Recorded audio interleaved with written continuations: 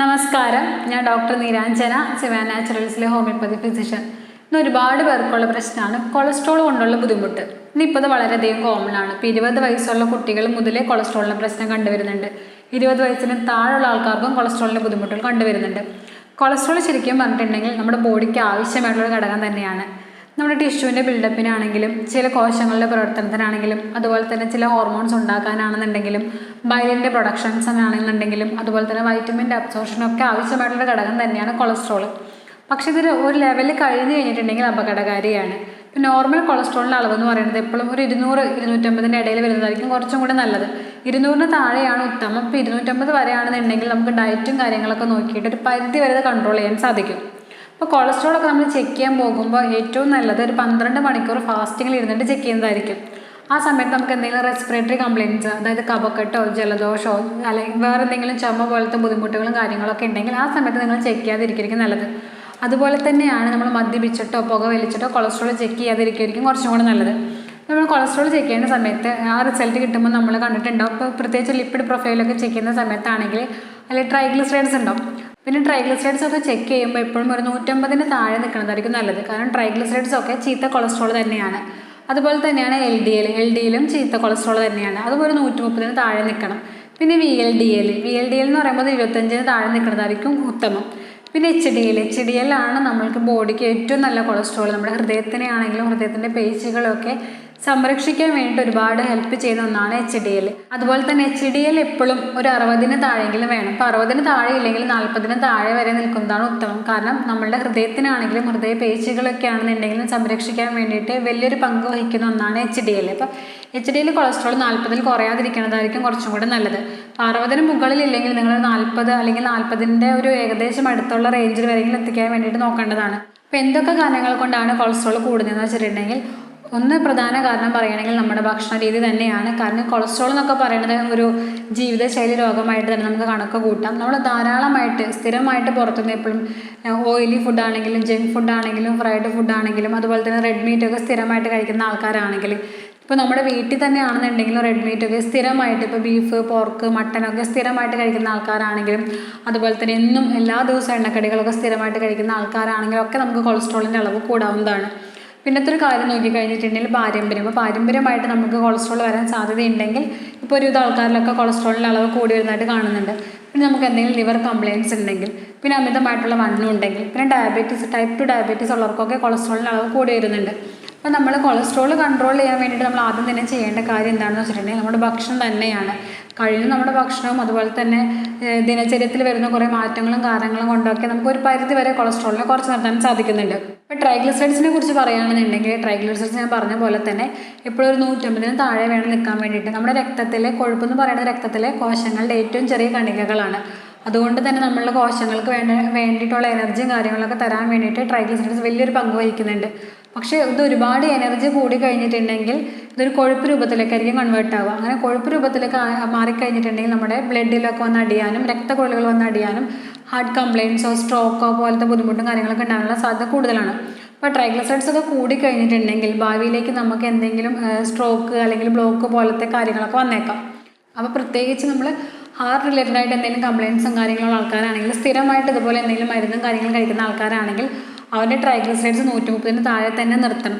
അതായിരിക്കും കുറച്ചും കൂടെ നല്ലത്. പിന്നെ ഇതൊരു കാര്യം നോക്കിക്കഴിഞ്ഞിട്ടുണ്ടെങ്കിൽ നമ്മുടെ എൽ ഡി എൽ ഞാൻ പറഞ്ഞ പോലെ 130 താഴെ തന്നെ നിൽക്കണം. അപ്പോൾ എൽ ഡി എൽ നമുക്ക് വില്ലനായിട്ട് പറയാം. കാരണം എൽ ഡി എൽ കൂടി കഴിഞ്ഞിട്ടുണ്ടെങ്കിൽ നമ്മുടെ രക്തക്കുഴലുകളിലൊക്കെ കൊഴുപ്പടിയാനുള്ള സാധ്യത കൂടുതലുണ്ട്. ഇതൊരു മെഴുക് പോലെയാണ്. അപ്പോൾ ഇത് പ്രോട്ടീനോട് ചേർന്നിട്ടാണ് നമ്മുടെ രക്തത്തിലൂടെ ഒഴുകുന്നത്. അപ്പോൾ ഇത് മെഴുക് പോലെ ആയതുകൊണ്ട് തന്നെ നമ്മൾ അമിതമായ അളവിൽ കൂടി കഴിഞ്ഞിട്ടുണ്ടെങ്കിൽ ഓരോ രക്തക്കുഴലുകൾ വന്ന് അടിയാനും ബ്ലോക്ക് ഉണ്ടാക്കാനും സാധ്യത കൂടുതലാണ്. ഞാൻ പറഞ്ഞ പോലെ തന്നെ എൽ ഡി എൽ വില്ലൻ ആയതുകൊണ്ട് തന്നെ നമുക്ക് പ്രത്യേകിച്ച് അറ്റാക്ക് പോലത്തുള്ള കംപ്ലയിൻറ്റ്സ് വരുത്താനായിട്ട് വലിയൊരു ചാൻസ് ഉള്ള ഒന്നാണ് എൽ ഡി എൽ. അപ്പോൾ നിങ്ങൾ എൽ ഡി എൽ എപ്പോഴും ഒരു 130 താഴെ തന്നെ നിൽക്കാൻ വേണ്ടിയിട്ട് ശ്രദ്ധിക്കണം. പിന്നെ വി എൽ ഡി എൽ എന്ന് പറയുന്നത് നമ്മുടെ ട്രൈഗ്ലിസറൈഡ്സിൻ്റെ 60% ട്രൈഗ്ലിസറൈഡ്സിൻ്റെ കണികകളാണ്. അപ്പോൾ ട്രൈഗ്ലിസറൈഡ്സിൻ്റെ സെയിം കാര്യങ്ങൾ തന്നെയായിരിക്കും വി എൽ ഡി എല്ലിന് ഉണ്ടാവുക. അത് 75 താഴെ നിർത്തുന്നതായിരിക്കും ഉത്തമം. പിന്നത്തെ ഒന്നാണ് എച്ച് ഡി എൽ ആണ് ഏറ്റവും നല്ല കൊളസ്ട്രോൾ. എച്ച് ഡി എൽ ഒഴിച്ച് ബാക്കിയുള്ള എല്ലാ കൊളസ്ട്രോളും ചീത്ത കൊളസ്ട്രോളാണ്. HDL നമ്മുടെ ഹൃദയത്തിനാണെങ്കിലും ഹൃദയത്തിൻ്റെ ധമനികളൊക്കെ ആണെന്നുണ്ടെങ്കിലൊക്കെ പ്രൊട്ടക്റ്റ് ചെയ്യാൻ വേണ്ടിയിട്ട് വലിയൊരു പങ്ക് വഹിക്കുന്നുണ്ട്. അപ്പോൾ HDL കുറയാൻ പാടില്ല. കാരണം HDL കുറഞ്ഞു കഴിഞ്ഞിട്ടുണ്ടെങ്കിൽ നമുക്ക് എന്തെങ്കിലും ചെറിയ രീതിയിലുള്ള ബ്ലോക്കോ അല്ലെങ്കിൽ എന്തെങ്കിലും ഹൃദയ സംബന്ധമായിട്ടുള്ള രോഗങ്ങളൊക്കെ വരാനുള്ള ചാൻസ് കൂടുതലാണ്. അപ്പോൾ HDL എപ്പോഴും ഒരു 40-ന് നിൽക്കണം. കൂടുതലും 60-ന് മുകളിലായാലും പ്രശ്നമൊന്നുമില്ല. നല്ല കൊളസ്ട്രോൾ ആയതുകൊണ്ട് തന്നെ നമ്മുടെ ഹൃദയത്തിനെ പ്രൊട്ടക്റ്റ് ചെയ്യുകയുള്ളൂ. HDL കൂട്ടാൻ വേണ്ടിയിട്ട് നമുക്ക് ബട്ടർ ഫ്രൂട്ടൊക്കെ വളരെയധികം നല്ലതാണ്. അതുപോലെ തന്നെയാണ് ബ്ലൂബെറി, സ്ട്രോബെറി, ഇതൊക്കെ വളരെ നല്ലതാണ് HDL കൂട്ടാൻ വേണ്ടിയിട്ട്. ഇനി നമുക്ക് നമ്മുടെ ഭക്ഷണത്തിൽ എന്തൊക്കെ കാര്യങ്ങൾ ശ്രദ്ധിക്കണം എന്ന് വെച്ചിട്ടുണ്ടെങ്കിൽ, ഇപ്പോൾ കൊളസ്ട്രോൾ ഒരുപാട് കൂടുതലുള്ള ആൾക്കാരാണെന്നുണ്ടെങ്കിൽ low fat, low protein, low carbohydrate എന്ന രീതിയിൽ വേണം ഭക്ഷണം കഴിക്കാൻ വേണ്ടിയിട്ട്. നിങ്ങൾക്ക് കഴിയുന്നതും ഫാറ്റും പ്രോട്ടീനും കാർബോഹൈഡ്രേറ്റും മാക്സിമം കുറയ്ക്കണം. പൂർണ്ണമായിട്ട് നമ്മൾ ഒഴിവാക്കില്ല എന്നുണ്ടെങ്കിൽ നിങ്ങൾ കുറച്ചേ മതിയാകും. എന്നാലാണ് നമുക്ക് കൊളസ്ട്രോൾ കുറഞ്ഞു കിട്ടുള്ളൂ. അതുപോലെ നമുക്ക് നമ്മുടെ ഭക്ഷണത്തിൽ ആൻറ്റി ഓക്സിഡൻസ് അടങ്ങിയിട്ടുള്ള ഇഞ്ചി, വെളുത്തുള്ളി, പച്ചമഞ്ഞളൊക്കെ എടുക്കാം.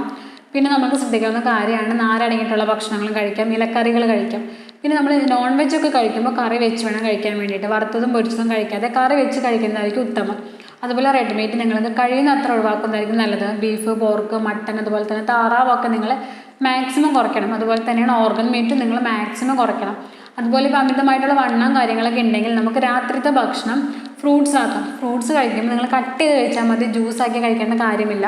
കാരണം ജ്യൂസാക്കി കഴിക്കുമ്പോൾ അതിൻ്റെ ഫൈബർ കണ്ടൻറ്റൊക്കെ അരഞ്ഞു പോകും. അതുകൊണ്ട് മാക്സിമം നമ്മൾ ഫ്രൂട്ട്സൊക്കെ കട്ട് ചെയ്തിട്ട് കഴിക്കുന്നതായിരിക്കും നല്ലത്. പിന്നെ കഴിയുന്നത്ര പഞ്ചസാരയുടെ അളവൊക്കെ നിങ്ങൾ കുറയ്ക്കണം. പഞ്ചസാരയുടെ അളവ് മാത്രമല്ല, മധുരം അടങ്ങിയിട്ടുള്ള എല്ലാ സാധനങ്ങളും കുറയ്ക്കുന്നതായിരിക്കും നല്ലത്. അതുപോലെ തന്നെ ജങ്ക് ഫുഡ് ആണെങ്കിലും ഫ്രൈഡ് ഫുഡ് ആണെങ്കിലും ഓയിൽ ആയിട്ടുള്ള ഭക്ഷണങ്ങളൊക്കെ മാക്സിമം നിങ്ങൾ കുറയ്ക്കണം. അതുപോലെ തന്നെ ജങ്ക് ഫുഡ് ആണെങ്കിലും ഫ്രൈഡ് ഫുഡ് ആണെങ്കിലും ഓയിലി ആയിട്ടുള്ള ഭക്ഷണങ്ങളൊക്കെ നിങ്ങൾക്ക് പരമാവധി കുറയ്ക്കണം. പിന്നെ എണ്ണക്കടികളൊക്കെ കഴിക്കുന്ന ശീലം ഉണ്ടെങ്കിൽ അതൊക്കെ കുറയ്ക്കണതായിരിക്കും നല്ലത്. പിന്നെ വ്യായാമം, ഇപ്പോൾ കൊളസ്ട്രോളിനാണെന്നുണ്ടെങ്കിലും മറ്റെന്ത് കംപ്ലയിൻറ്റിനാണെന്നുണ്ടെങ്കിലും വ്യായാമം വളരെയധികം ഉത്തമമാണ്. നിങ്ങൾക്ക് പറ്റുമെങ്കിൽ ആഴ്ചയിൽ 5 ദിവസമെങ്കിൽ 45 മുതൽ 1 മണിക്കൂർ വരെയെങ്കിലും നിങ്ങൾ വ്യായാമം ചെയ്യണം. എന്നാലാണ് നമ്മുടെ ശരീരത്തിലുള്ള കൊഴുപ്പൊക്കെ മാറുള്ളൂ. പിന്നെ നമ്മൾ കൊളസ്ട്രോൾ കെയർ ചെയ്യാതെ വിട്ട് കഴിഞ്ഞിട്ടുണ്ടെങ്കിൽ നമുക്ക് ഫാറ്റി ലിവർ വന്നേക്കാം. നമ്മുടെ കരളിലൊക്കെ കൊഴുപ്പടിഞ്ഞ് കഴിഞ്ഞിട്ടുണ്ടെങ്കിൽ grade 1, grade 2, grade 3 fatty liver കഴിഞ്ഞിട്ട് ഫൈബ്രോസിസ് ആവാനും സിറോസിസ് ആവാനും ലിവർ ഫെയിലർ വരെ ആവാനുള്ള സാധ്യത കൂടുതലാണ്. നിങ്ങൾക്ക് കഴിയുന്നത്ര കൊളസ്ട്രോൾ കുറച്ച് കൊണ്ടുവന്നാൽ മാത്രമാണ് നമുക്ക് നമ്മുടെ ലിവറിനെ പ്രൊട്ടക്റ്റ് ചെയ്യാൻ പറ്റുള്ളൂ. ലിവർ ഫങ്ഷൻസ് ഒക്കെ ഒരു പരിധി വരെ നോർമലായി കഴിഞ്ഞാലാണ് നമ്മുടെ ശരീരത്തിലെ ഒരുപാട് പ്രവർത്തനങ്ങൾ ഇത് ഹെൽപ്പ് ചെയ്യുന്നുണ്ട്. അപ്പോൾ നിങ്ങൾ ലിവർ ഫങ്ഷനും കാര്യങ്ങളൊക്കെ നല്ലപോലെ ശ്രദ്ധിക്കാൻ വേണ്ടിയിട്ട് നോക്കണം. പിന്നെ നമുക്ക് ശ്രദ്ധിക്കേണ്ട കാര്യം എന്താണെന്ന് വെച്ചിട്ടുണ്ടെങ്കിൽ ഉറക്കം വലിയൊരു ഫാക്ടർ തന്നെയാണ്. നമ്മൾ രാത്രി നേരത്തെ കിടന്നുറങ്ങിയിട്ട് നേരത്തെ എണീക്കുന്നതായിരിക്കും നല്ലത്. ഒരു 10-10:30 ഇങ്ങനെ കിടന്നുറങ്ങാൻ വേണ്ടി ശ്രദ്ധിക്കണം. അതുപോലെ തന്നെ ഒരു 6 മണിക്കാകുമ്പോഴേക്കും എണീക്കുന്നതായിരിക്കും നല്ലത്. പിന്നെ സ്ട്രെസ്സും കാര്യങ്ങളൊക്കെ ഉണ്ടെങ്കിൽ അതൊക്കെ നിങ്ങൾ കുറയ്ക്കണം. അപ്പോൾ കൊളസ്ട്രോൾ കുറയാൻ വേണ്ടിയിട്ട് നമ്മൾ ഏറ്റവും കൂടുതൽ ശ്രദ്ധിക്കേണ്ട കാര്യം എന്താണെന്ന് വെച്ചിട്ടുണ്ടെങ്കിൽ നമ്മുടെ ഫുഡ് തന്നെയാണ്. ഇപ്പോൾ വെള്ളച്ചോറൊക്കെ കഴിക്കുന്ന ആൾക്കാരാണെന്നുണ്ടെങ്കിൽ അത് മാറ്റിയിട്ട് കുത്തരിച്ചോറ് കഴിക്കുന്നതായിരിക്കും കുറച്ചും കൂടി നല്ലത്. പിന്നെ നമ്മൾ കഴിക്കുന്ന ഭക്ഷണത്തിൻ്റെ അളവൊന്ന് കുറയ്ക്കുക. അളവ് കുറയ്ക്കാൻ ഞാൻ ഉദ്ദേശിച്ചത് നമ്മൾ ഒരു പിടി ചോറുന്ന അളവിൽ എടുത്തിട്ട് അതും കുത്തരിച്ചോറ് എടുത്തിട്ട് നമ്മളതിൻ്റെ ഈക്വൽ എമൗണ്ടിൽ സലാഡ്സോ അല്ലെങ്കിൽ നമ്മൾ ഉണ്ടാക്കുന്ന ഉപ്പേരികളോ കറികളോ ഒക്കെ ഉപയോഗിക്കാവുന്നതാണ്. അപ്പോൾ മുട്ടയൊക്കെ കഴിക്കുമ്പോൾ നിങ്ങൾ മഞ്ഞ നീക്കം ചെയ്തിട്ട് വെള്ള വേണം ഉപയോഗിക്കാൻ വേണ്ടിയിട്ട്. കാരണം മഞ്ഞയിൽ കുറച്ചും കൂടി കൊഴുപ്പ് കൂടുതലാണ്. പിന്നെ അതുപോലെ നിങ്ങൾക്ക് സലാഡ്സ് അതുപോലെ തന്നെ ഉപ്പുമാവോ സലാഡ്സൊക്കെ ഉണ്ടാക്കാവുന്നതാണ്. കാരണം ഉപ്പുമാവൊക്കെ ഉണ്ടാക്കുമ്പോൾ നമുക്കതിൽ ഒരുപാട് വെജിറ്റബിൾസ് ചേർക്കാം. അതുപോലെ സാമ്പാറൊക്കെ ഉണ്ടാക്കുമ്പോൾ അങ്ങനെ തന്നെ ഒരുപാട് വെജിറ്റബിൾസ് ചേർത്ത് ഉണ്ടാക്കാം. അപ്പോൾ നമ്മൾ ഉച്ചയ്ക്കൊക്കെ ഫുഡ് കഴിക്കുന്ന സമയത്ത് ഒരു പിടി ചോറും അതിനനുസരിച്ച് അത്രയും ഈക്വൽ എമൗണ്ടിൽ ഉപ്പേരികളോ കറികളോ ഒക്കെ എടുത്ത് കഴിക്കാവുന്നതാണ്. പിന്നെ മീനും ചിക്കനൊക്കെ നിങ്ങൾ വെക്കുന്ന സമയത്ത് കറി വെച്ച് ഉപയോഗിച്ചാൽ മതി.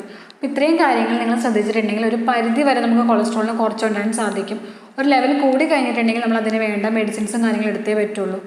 അതുപോലെ തന്നെ ഹോമിയോപ്പതിയിൽ വളരെ നല്ല രീതിയിലുള്ള ചികിത്സ കൊളസ്ട്രോളിനൊക്കെ ലഭ്യമാണ്. അടുത്തൊരു വീഡിയോയുമായി വീണ്ടും വരാം. Thank you.